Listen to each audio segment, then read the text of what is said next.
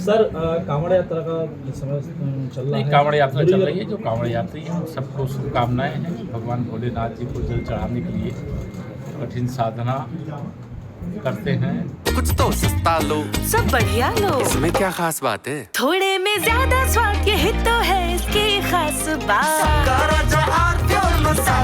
और इतनी बड़ी मात्रा में जल ले करके इतनी लंबी दूरी तय करते हैं। भगवान भोलेनाथ जी उनके सारे मनोरथ सिद्ध करें और कांवड़ यात्रा को लेकर के कोई असुविधा ना हो, इसके लिए प्रदेश के सभी 75 जिलों में जो भी जरूरी कदम हैं सुरक्षा के, व्यवस्था के, यातायात के, वह सब सरकार ने उठाए हैं और सभी स्थानों पे उपयुक्त व्यवस्थाएं की गई। सर, आपने अभी ट्वीट में कहा था कि राहुल गांधी जेल जाना चाहते हैं, तो क्या कब तक जाएंगे सर?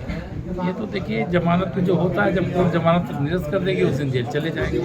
जैसे उनको जेल की याद आ रही है, तो जेल की जो याद आ रही है वह जेल जाने वाले काम किए हुए हैं कि माननीय न्यायालय को निर्णय लेना है, न्यायिक प्रक्रिया का हिस्सा है। तो जमानत पर है, जिस दिन उनकी जमानत को निरस्त करेगी, जिस दिन उनको सज़ा होगी, उस दिन उनकी जेल की यात्रा शुरू होगी। लेकिन लगातार पराजय दर पराजय से कांग्रेस बौखलाई हुई है। पूरा नॉर्थ ईस्ट इस समय भारतीय जनता पार्टी और हमारे गठबंधन के पास है।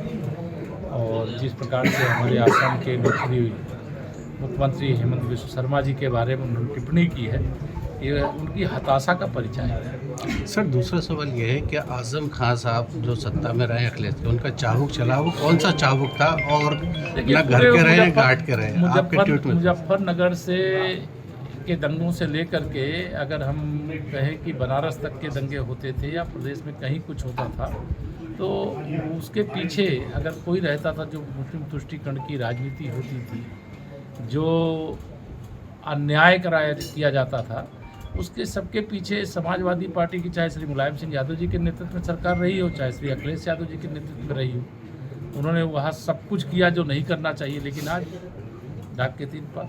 सर, प्रदेश अध्यक्ष और राष्ट्रीय अध्यक्ष का बाजार गर्म में और आपका नाम चल रहा है, सर क्या कहेंगे इस पर? हाँ, मुझे कोई बताया है कि, और मैं आपको भी बताया दे रहा हूँ कि भारतीय जनता पार्टी के जो राष्ट्रीय अध्यक्ष होगा वो कोई भाजपा का कार्यकर्ता होगा, देश के किसी प्रदेश से होगा। प्रदेश का जो अध्यक्ष होगा वो भी भाजपा का कार्यकर्ता होगा, प्रदेश के किसी जिले से होगा। प्रथम आपका नाम चल रहा है। नाम चलता है, आप लोग चलाते हो, कोई चलाता नहीं। धन्यवाद। सर उत्तराखंड सरकार ने सर स्कूलों के अंदर गीता के श्लोक पढ़ाए, क्या उत्तर प्रदेश में भी कोई ऐसी है? देखिए, ये श्रीमद् भागवत गीता पढ़ाने का जो भी निर्णय मुझे मालूम नहीं है, अगर लिया गया है बहुत सराहनीय है। अभी उत्तर प्रदेश में जब इस पर विचार होगा तो देखेंगे, लेकिन अभी इस पर विचार नहीं हुआ है। लेकिन कहीं पर भी कोई अच्छा काम हो रहा है उसका स्वागत है, और श्री पुष्कर सिंह धामी जी और उनकी सरकार को बधाई। सपा सांसद कह रहे हैं कुरान और बाइबल भी पढ़ाई जानी चाहिए। वो तो कहेंगे पढ़ाई जानी चाहिए, लेकिन उस कुरान और बाइबल पढ़ाने और पढ़ने वालों का अंतर है ना। वहाँ जो पढ़ाया जा रहा है उसके पढ़ाने के पीछे का उद्देश्य अलग है, और जो कुरान और बाइबल के पीछे का उद्देश्य अलग है। तो दोनों का उद्देश्य अलग अलग होता है।